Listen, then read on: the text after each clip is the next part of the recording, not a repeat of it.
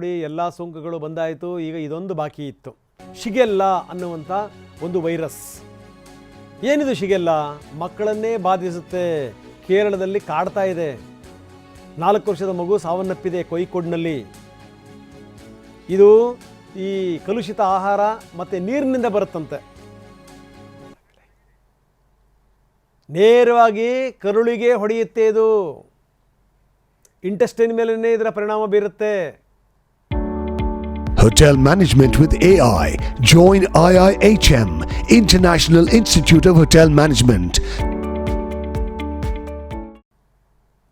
ಹೀಗಾಗಿ ಬಹಳ ಜಾಗೃತವಾಗಿರಬೇಕು. ಯಾಕಂದರೆ ಈ ಕೇರಳದ ಗಡಿ ನಾವು ನೋಡ್ತಾ ಇದ್ದೀವಿ. ಮೈಸೂರು ಭಾಗದಿಂದ ಹಿಡಿದು ಈ ಕಡೆಗೆ ಮಂಗಳೂರು ತನಕ, ಕೊಡಗು ಮಂಗಳೂರು ತನಕ ಇದೆ. ಏನಾದರೂ ಈ ವೈರಸ್ ಈ ಕಡೆಗೆ ಪ್ರವೇಶ ಮಾಡಿದ್ರೆ ಕಷ್ಟ. ಯಾಕಂದರೆ ಮೊದಲೇ ಈ ಕೆಟ್ಟ ಬಿಸಿಲು, ಮಳೆ ಬೇರೆ ಸುರಿತಾ ಇದೆ.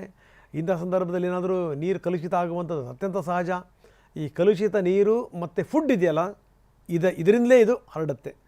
ಹೀಗಾಗಿ ಬಹಳ ಹುಷಾರಾಗಿರಬೇಕು.